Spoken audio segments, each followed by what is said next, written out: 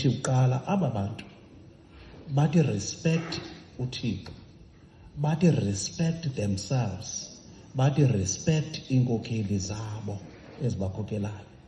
So loo nto yasenza ke ngoku kwakho unxulumano olumandla phakathi kwethu nomsebenzi wethu, nonxulumano phakathi kwethu kunye nabantu esibakhokelayo on the ground.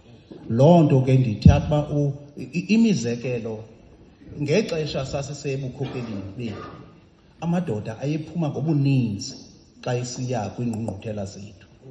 Loo nto yasinika i-assurance yoba aba bantu bayayiva le nto esizama ukubabonisa yona, kwaye nezinto abaza nazo ezizi-resolutions siyazithatha sibuye nazo siyokuzi-implementa. Ngaloo nto bayasiva, siyavana indlela esihamba ngayo.